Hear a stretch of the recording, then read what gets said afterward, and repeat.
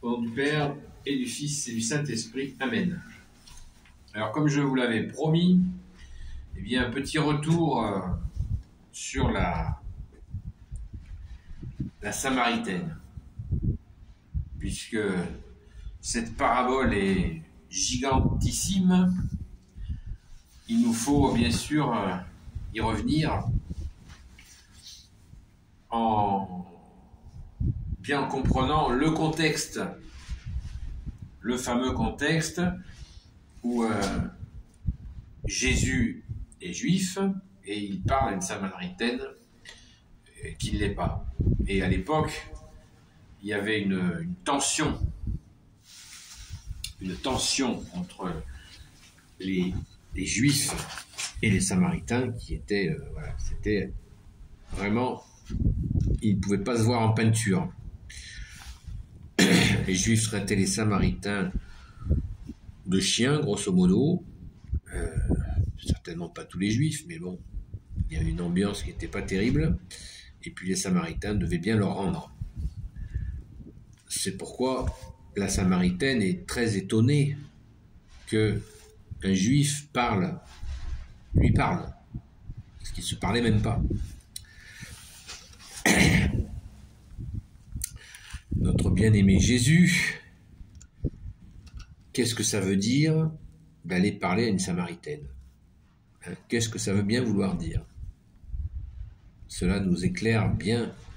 C'est une façon de s'adresser justement, eh bien, d'annoncer le Messie. De la même manière que Jésus, tu as choisi Sainte Marie-Madeleine pour te révéler ressuscité au monde, à tes apôtres, eh bien, tu as choisi une Samaritaine qui était donc qui ne parlait pas avec ce monde juif,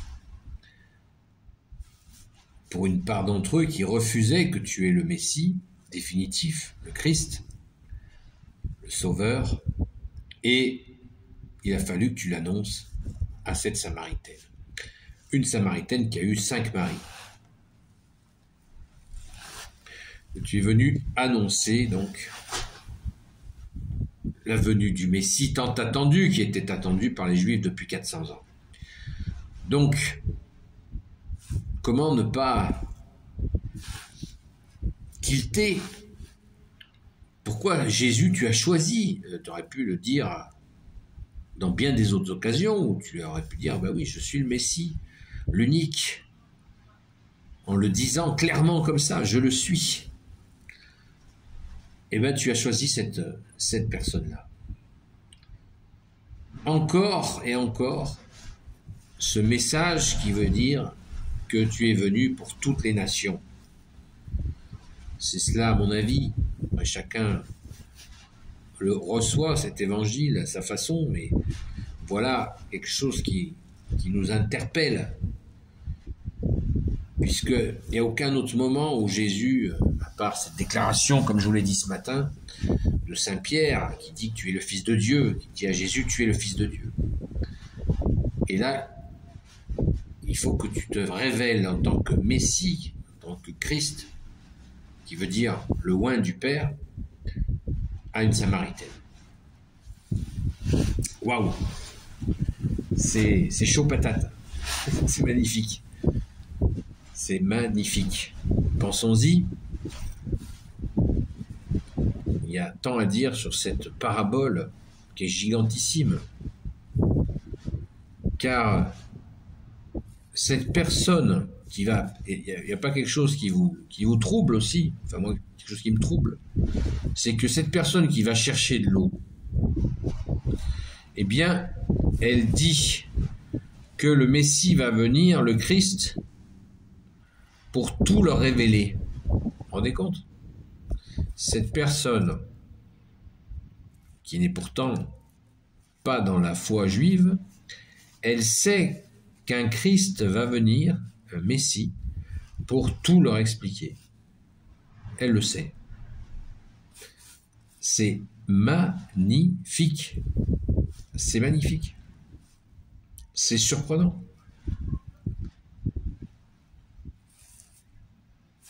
Autre élément absolument colossal, elle a eu 5 maris, et là, Jésus lui dit qu'elle vit avec un homme sans être mariée.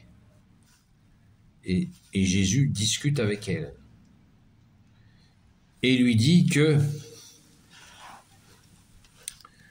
il pourrait lui donner de cette eau qui lui donnerait la vie éternelle. Cette eau que quand on la boit, on n'a plus jamais soif. À méditer aussi, à réfléchir. Merci Jésus.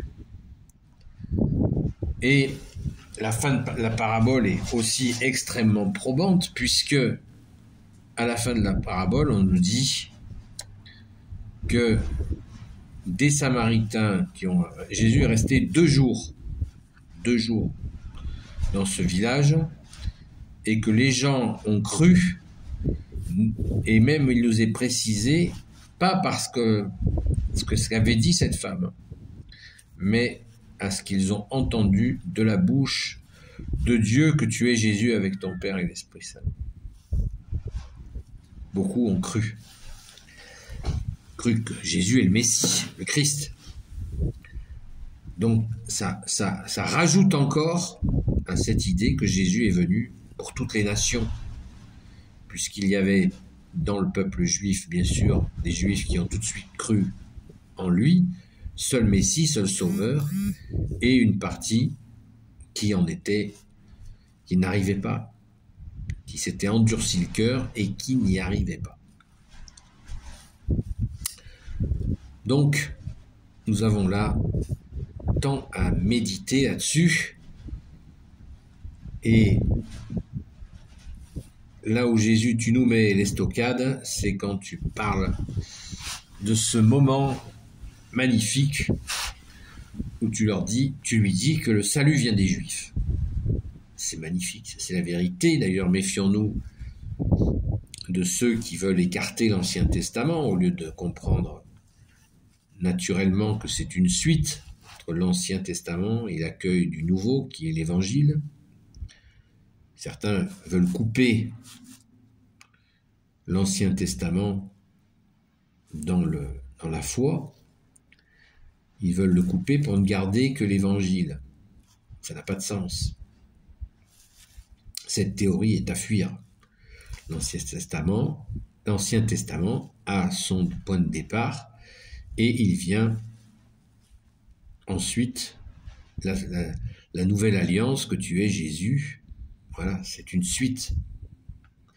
D'ailleurs, la généalogie de Jésus le démontre. Mais quand Jésus nous dit que le salut vient des Juifs, il lui précise, nous savons qui nous prions. Et là, il lui lâche le morceau, vient le temps, et c'est maintenant où nous pourrons adorer en esprit et en vérité, puisque Dieu est esprit. Bon, ça y va. Il y a dans cette parabole un nombre de révélations absolument fantastiques. Fantastique. Merci Jésus. Notre seul enseignant, c'est toi Jésus. Amen. Pensons-y. Vient ce moment, et c'est maintenant où vous adorerez Dieu en esprit et en vérité. En esprit et en vérité. Car Dieu, le Père, cherche des adorateurs en esprit et en vérité. Merci Jésus. C'est magnifique. Alléluia. Voilà, on peut en parler pendant des heures. Là, je suis au Saint-Pilon, la chapelle. Il fait pas chaud, mais merci Jésus pour tes merveilles. Alléluia. Tu fais des merveilles, ô Jésus.